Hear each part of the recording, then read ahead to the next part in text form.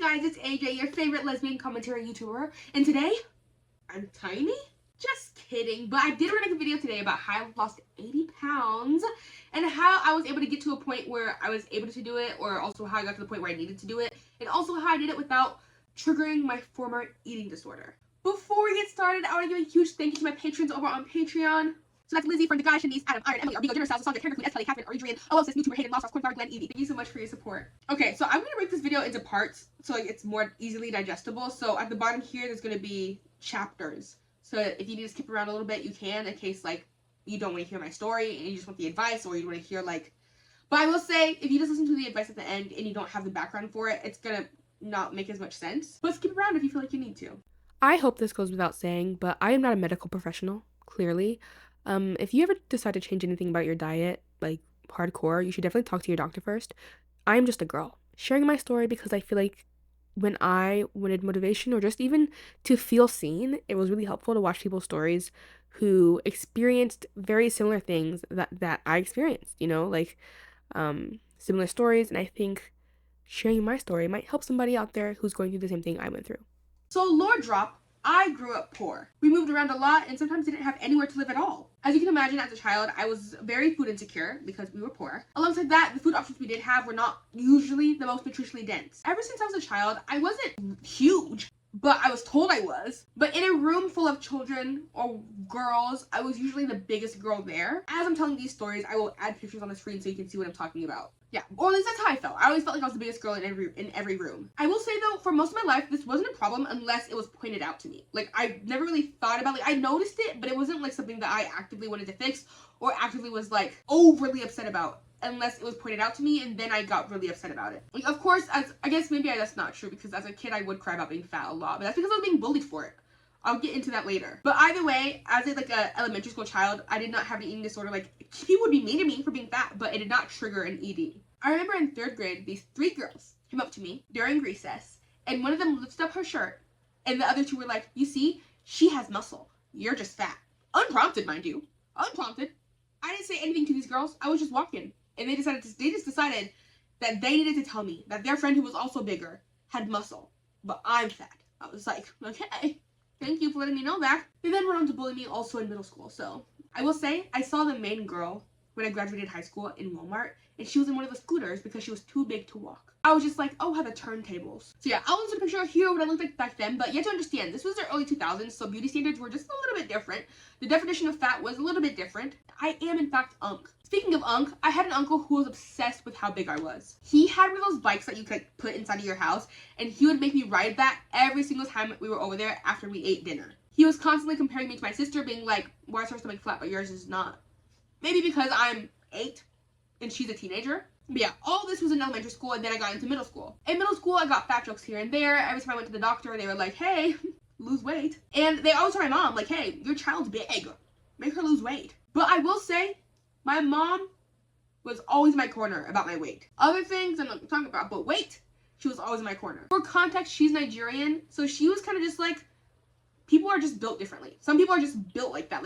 She was just I don't know what you want me to say. She's just built like that. Whenever I expressed that I was upset that I was bigger because I felt like I was eating the same thing as her and my sister. Mind you, her and my sister, very thin growing up. They were both very extremely thin when I was growing up, but we ate the exact same things. I did not have control over what I was eating as a kid. We didn't really have pantries that we could get food from, so I was eating the same thing as both of them, and they were extremely thin, and I was just bigger than the rest of them. So my mom would be like, so you're gonna kill yourself over that? And I was like, no, but I would like to be smaller. So there were 2 catalysts for me developing an ED when I was in high school. The first was in 8th grade, very close to before high school started. I went to the doctors for a checkup, and of course, they gave me a long spiel about how I'm huge and need to lose weight. And then I looked to my right, and what do I see but one of the nurses on a rolly chair, rolling in, and she's about probably 350 pounds, and she's rolling in on a rolly chair, and she stops in front of me, and she's like, I used to be like you once. Not a care in the world. I run a mile, the weight comes off, I didn't care. But now look at me. I really wish I was being dramatic, but I'm really not. This is literally how it happened. They literally had her come in, scared straight, fat, scared straight. And then she gave me dieting advice, and we left, and my mom was like, what the fuck? And I was like, what the fuck? My mom was like, do not take dieting advice from that lady. And I was like, Okay. I think also at this point, my mom also didn't know what to do, because at this point we were like 8th grade. We were a lot more stable as a family. We had a stable housing. Food we had to eat was more stable. But mind you, I grew up in an ingredients household. My mom is an almond mom mixed with an ingredient household mom. So we did not have snacks in the house. We did not have junk food in the house. We just didn't. Like, it's not like my mom was like, we can't do that because it's bad for you. Like, she would if she'd be like, that's not healthy. But that's not the reason behind it. She just like wouldn't buy junk food. Like, she just never did. Like, I don't remember any time in my childhood that she like actively bought junk food for their house. So like I said, my mom never commented on my weight or my eating patterns or anything, because I ate the exact same as the rest of them. The only juice we had in my house growing up was literally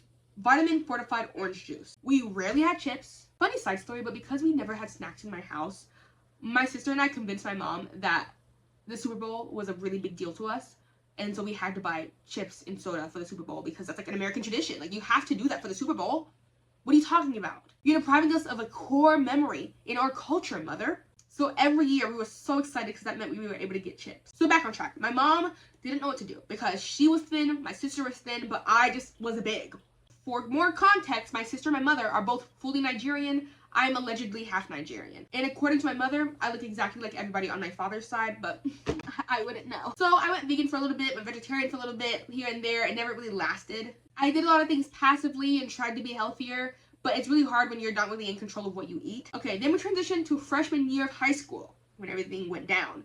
So going into freshman year, I naturally lost like a little bit of weight. I think I got taller. Also mixed with the fact that I took summer school gym the summer before freshman year. So I lost a little bit of weight because we were like doing physical activity. So going into freshman year, I looked pretty average, which leads me to the second catalyst for my ED. It's something so small. I was in the lunch line with one of my friends, and I was making a joke about how I was slim thick. And his response to me was, you could be a little bit more of the slim part. And for some reason, this did something to my brain. I had already started taking weight training classes that were offered at the school. I didn't grow up playing sports or having physical activity be considered a priority. So I had to make the conscious effort to make it one for me. Because I always wanted to do sports, but as you know, doing sports is not free and is not very accessible when you are poor. So my friend saying this made it so suddenly like a sleeper agent. All the past 14 years of weight comments and all the Rate My Body Onision videos I watched came flooding back to me. And I was like, I need to be tiny by tomorrow. I need to be tiny, slim by tomorrow. I think at this point I was probably 180 pounds-ish. I'll insert a picture here of what I looked like. I honestly looked very average. I've always held muscle and gained muscle extremely easily. Part of why I keep my hair always in front of me like this is because my traps are ginormous. Let me show you. Like, look at that. Look at that. And so yeah, I was 180, but honestly, I looked fine. Like, I physically looked fine. I physically probably was healthy, but this led to the ED era. It started with skipping breakfast, and then I would skip lunch, and then I'd sometimes skip breakfast and dinner and just only eat lunch. And it was a cycle that started, I couldn't stop. But what it turned into eventually was that I wouldn't eat breakfast, I'd eat lunch, and then I wouldn't eat dinner. My mom definitely noticed this and was very concerned and mad. She was kind of just like, I do not want to have to deal with taking you to the hospital. Like, she was very clearly like, I don't want to be one of those people who has to deal with having a kid with an eating disorder. She made it very clear she did not want me to starve myself. But it was very easy to get around that because I was a latchkey kid, so she was not home often. So it was really easy for me to get away with that. But this led to like some binge restrict cycles where I would restrict heavily throughout the week and then binge really hard on a certain day, and then restrict for so long and then binge and restrict and binge restrict. Sometimes I would go days and all I would have is like an apple. Like every single day, just have an apple. Mind you, I was still weightlifting every single day. Well, 5 days a week I was weightlifting. And I was addicted to watching Pro Anna content. I was on Pro Anna Tumblr. I was on Pro Anna Instagram. I was watching people's Anna recovery videos, but I was using it as motivation. This is not something that's exclusive to me. I've heard of people who have dealt with EDs before talk about how they use people's Anna recovery content as motivation for their EDs. And I think it is very interesting that those same people who know that they did the same thing still make those kind of videos. Like, you know, you watch those kind of videos as motivation, and then you go and make one of those videos. Because when I was a young kid and I was watching those videos, I was so excited for the day it was my turn to make one of those videos. I wanted a video of me being skin and bones and then like transitioning and I'm just a normal like healthy looking individual being like, I recovered, but still being thin. I was spiraling hard and fast. By sophomore year, I think I was like 168. But again, I'll insert a picture here. I looked very average. I don't think people would have been able to tell that I had an ED at all. Only people around me knew because they knew I wasn't eating. I had a lot of muscle, so I think I do look a little bit smaller than 160s. But I think it's crazy to me that I was doing all this restricting, all this ED behavior, all this hard work to have an ED just to get to 168. And literally then I had to stop. So I'd say halfway through my junior year, I came to the realization that I was making my life a lot harder. I wasn't having fun with my friends because anytime we'd hang out to get food, I'd like try to make an excuse as to why I couldn't eat. I was constantly lightheaded. So I started eating normal again, but the pattern stayed the same. I was still consuming pro-animal content, and I still mentally was like tracking calories all the time. It was not a great time. But guess what? I gained all the weight back. I gained all of it. Every single pound of that, I gained back. You wanna know why? Because when you lose the weight unsustainably, it's very hard to keep off. You will wreck your metabolism if you restrict too hard. A normal calorie deficit, that's normal. But I mean, when you're restricting to the point where you are eating less than 300 calories a day, you are actively ruining your metabolism. Because what happens is your body gets used to running off of less calories. When your metabolism lowers, and then your resting metabolic rate is like 1,100 calories, when you start introducing normal calories again, like 1,500, 1,700, what happens? You balloon up. And I don't think you want that. So if you've ever thought about having an ED, don't. It's not worth it. It's literally not worth it. By senior year, I still had the same thinking patterns, but also started working out twice a day. I had weightlifting first period, and then I had dance last period. I was working out twice a day, 5 times a week. That's a lot. And I got pretty muscular. And honestly, I am very grateful for my background in weightlifting because I think it plays a lot into how I carry my weight. By the time I went to college, I was still around 180, but my body composition had changed a lot due to weightlifting. I was more toned. But when you go to college and you're used to essentially being forced to work out twice a day because those are literal classes you're taking, and then you go to college and you're not taking any fitness classes, and you're left to your own devices, what do you think happens? It becomes a little bit harder to have motivation to exercise. College made me realize that I actually have a lot of trouble with internal motivation. Everything that I did up until that point was motivated by fear.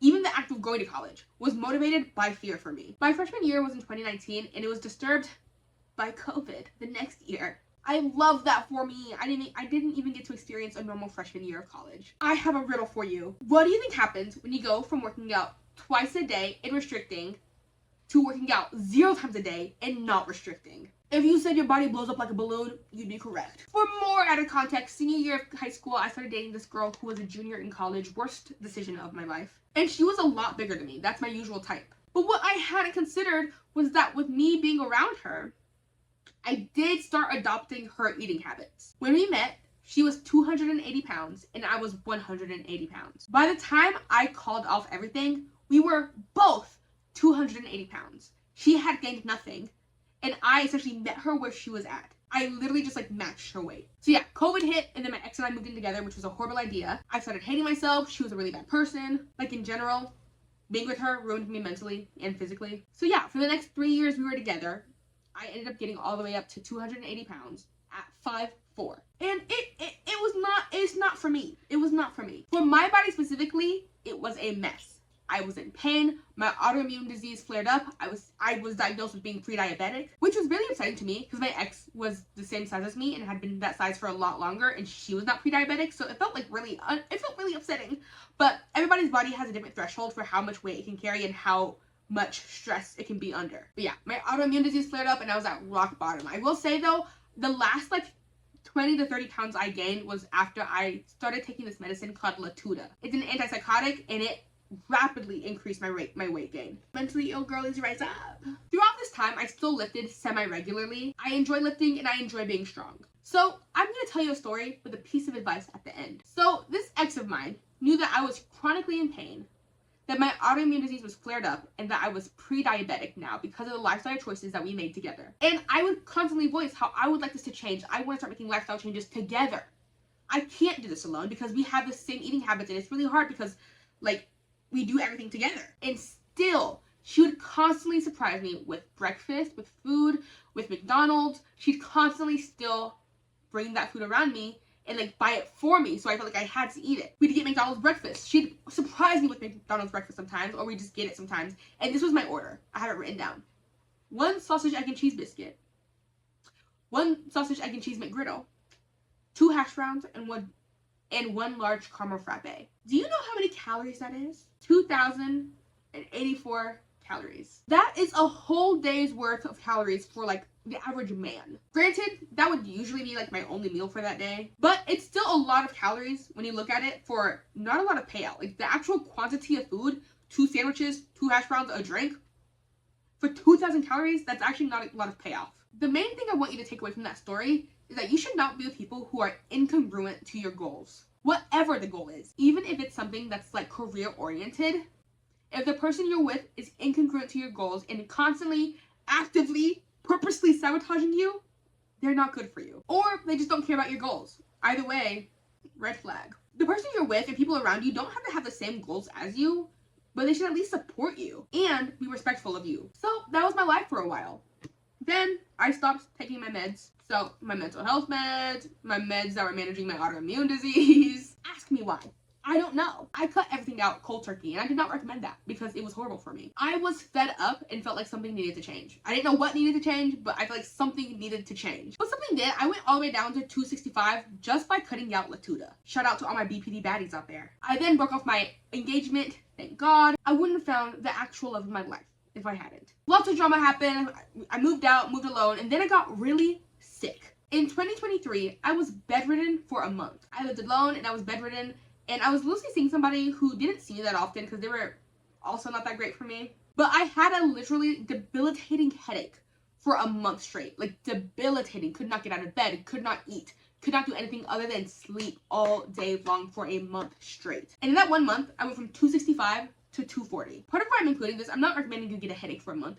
But I'm just letting you know because I feel like sometimes people don't fully explain how they lost all the weight they lost. And you just see them go from point A to point B and you're like, wow, I can do that too. Sometimes shit happens. Sometimes people are losing weight and it's because they're literally sick. Fast forward a few months and I meet my other ex and she weighed 265. So can you guess what weight I went up to? 265. Yeah. When that relationship finally ended, I decided to go back to my past and I went vegan again. Before you leave this video, it's not about veganism.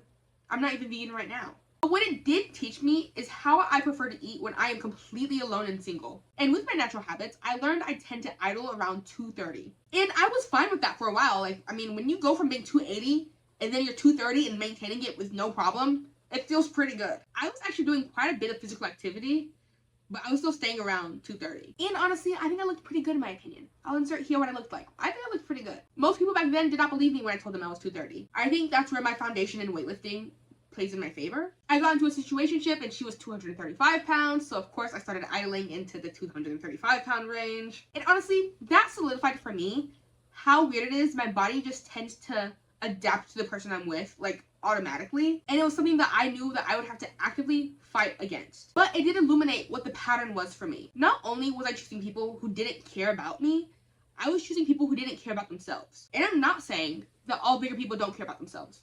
I know a lot of bigger people who are more active than I am and eat better than I do. I'm saying the bigger people that I chose did not care about themselves. We did not have the same goals of health and wellness. So I had to come to terms with the fact that I needed to stand my ground. If the person I'm with wants somebody who is going to indulge with them often, that can't be me. I was tired of indulging. I wanted to start actually living. I wanted to feel good. And I was just like tired of being tired. When I stopped seeing that person, I went back to 230 and that was kind of my weight for a long time. I kind of like would idle 225, 230, like in that range. My fiance and I met when I was 230 and honestly, my weight stayed the same. It was staying the exact same. I was idling 220, 230 for a while. Even though she's significantly smaller than me. I don't know why my body wasn't like, let's match her weight. But yeah, my body weight stayed the same, and then we had a family tragedy happen, and I did shoot up to 245. But honestly, I was not really upset about that. We were experiencing the death of a loved one, and I think there's nothing wrong with not being able to make the, most healthy choice because you're literally grieving. Your body does what it needs to do to survive. But a few months passed, and I noticed I do not feel good. I don't feel good physically, mentally. I'm tired all the time. Yes, I'm not 280 anymore, but is 245 just like where I'm going to live at? Is that my stopping point? Keep in mind, in high school and prior to this point of my life, my weight loss had been completely fueled entirely by aesthetics. But this time, I just wanted to feel good. And I think that's why I've had so much success this time with weight loss. Like, I don't necessarily care about the weight for aesthetic reasons. I care about it for health reasons. I want to be in a smaller body because it puts less pressure on my joints.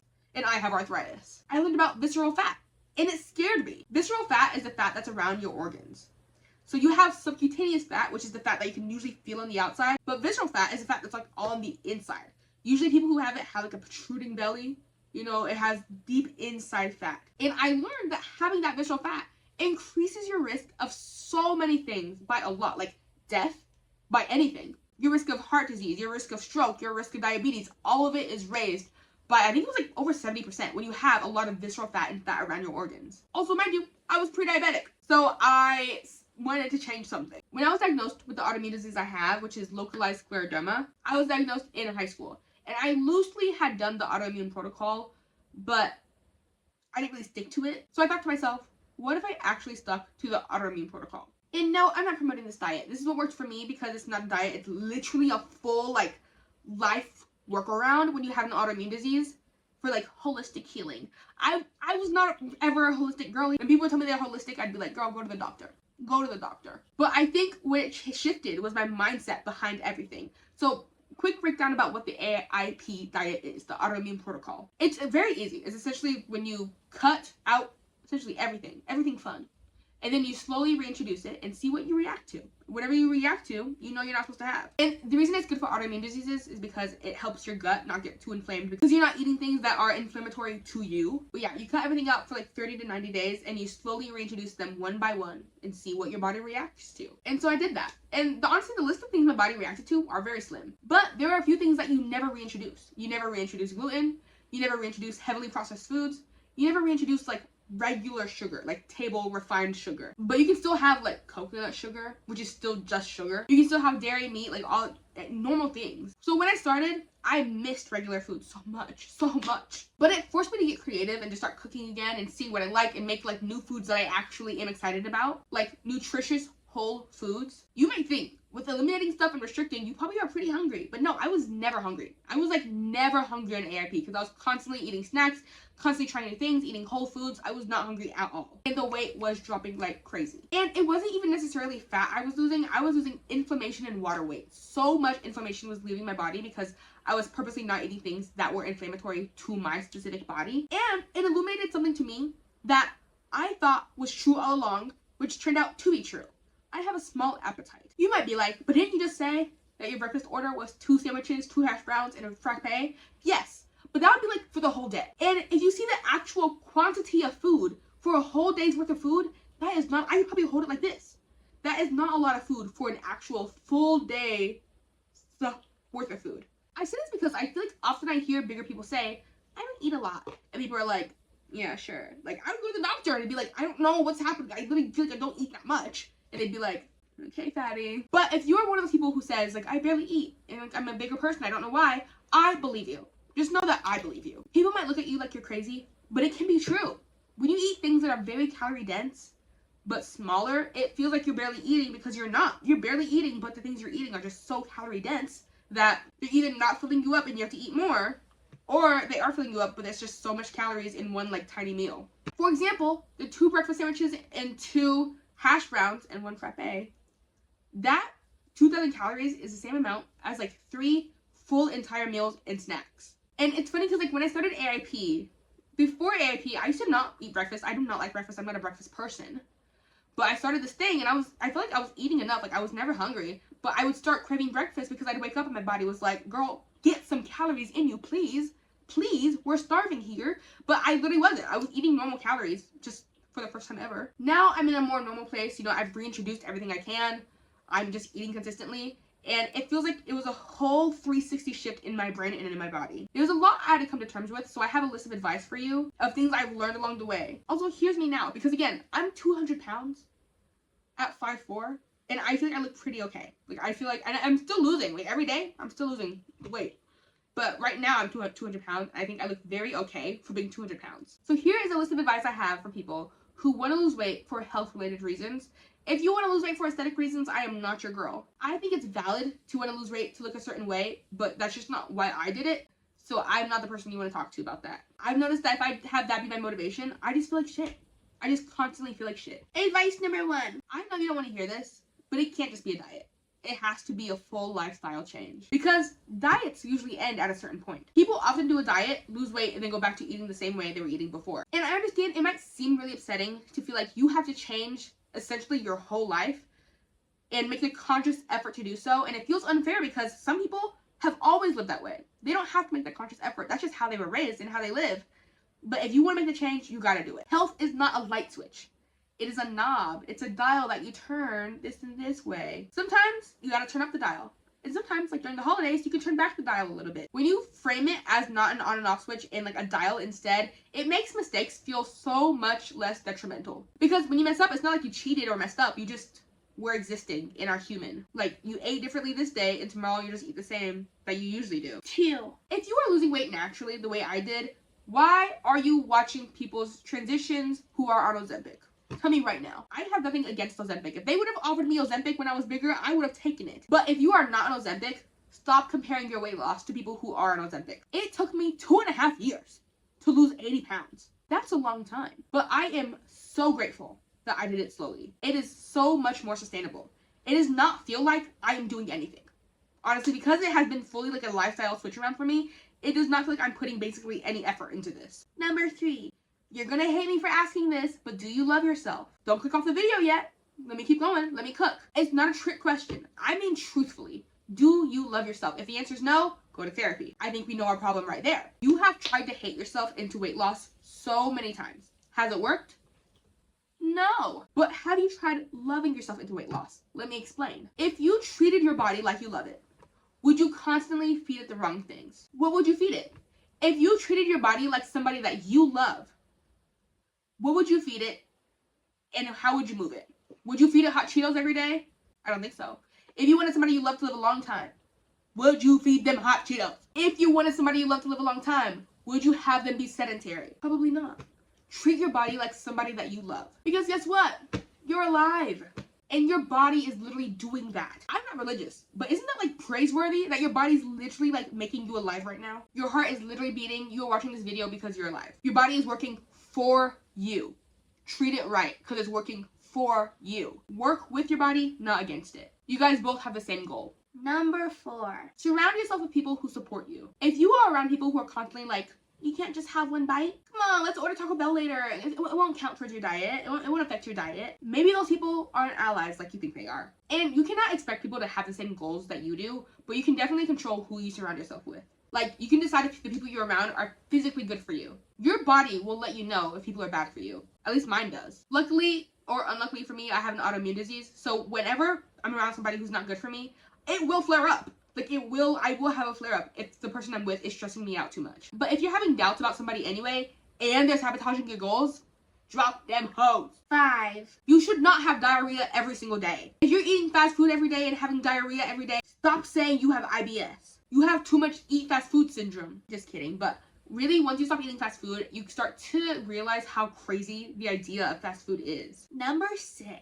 As you guys know, I have a lot of mental health struggles, which make taking care of myself a lot harder. ADHD, BPD. I've gone to a lot of therapy, trust me. But I've learned you have to make accommodations for yourself. Yes, I'd rather chop my own onions, but if the option is don't eat the onions or buy frozen onions, frozen pre-chopped onions, buy the frozen pre-chopped onions. Do things that are easier for you. If the other option is that you don't do it at all, you got to do the things that are easier for you. Don't let people make you feel bad for needing accommodations. Like, for me, sometimes my brain is like, I would rather not eat than have to prepare a meal right now. So I know that I have to have easy things around. So either something that I made when I'm having a good day, or just like easy snacks. I also do have some processed foods that I eat for days that I feel like, for days that I tell myself I'd rather not eat than cook. I like Simple Meals, Banza or Banza, Bear, like the Fruit Leather brand. And all you brands better send me $1 million for that shout out each. But yeah, work with yourself. Especially if you're like me and you struggle doing the right things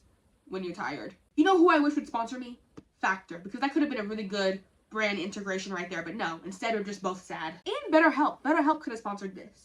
I guess, was I supposed to ask them? I don't know how that works. Number 7. Oh my god, please stop getting only 4 hours of sleep every night. Stop getting 4 to 6 hours of sleep every night. Stop. If your body doesn't have time to rest, it cannot recover and reach its full potential. Number 8. Hard restrictions will be your downfall. Unless you have to. Like me, having an autoimmune disease, I have to hard restrict sometimes. I've tried to reintroduce some things that were on the never reintroduce list, and this is what happened.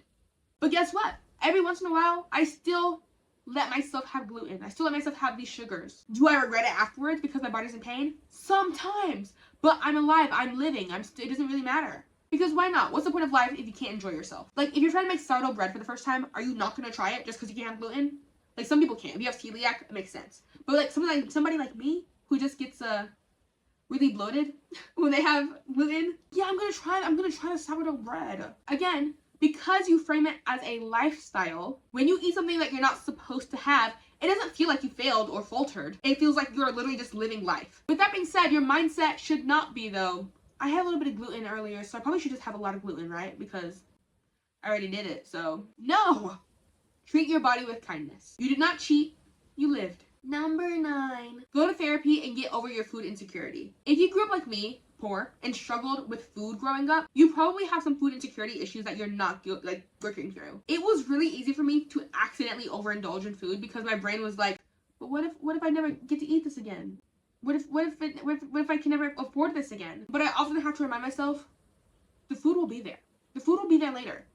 Wendy's chicken nuggets will always be there. Number 10, get a hobby. I'm not just talking about working out or like a physical hobby. I mean an actual hobby, something you enjoy doing. Not watching TikTok or YouTube, but make sure you're watching this one and subscribing to it. But when you have an actual hobby, it allows you to pour into yourself better. When you care about yourself enough that you are taking care of yourself and taking care of your brain, it makes you want to take care of your body too. Alright, that's it. There's so much more I could have said, but this footage is already an hour long, and I have to edit it still. Let me know down below if you have any questions. I am more than willing to answer them. I'll maybe make a part 2 if you need me to. If you are trying to lose weight, think about the reason behind it. If you know the reasons behind it are toxic, go to therapy. Work through it. If you let it keep festering, you will never have a healthy relationship with food. Don't obsess with looks. If you obsess with anything, obsess with how you feel. Thank you guys so much for watching. Subscribe or else I'm gonna poop. I don't know. Like the video, hype the video, kiss the video, subscribe to the video. Thank you again to my patrons over on Patreon. Follow me on Instagram, please.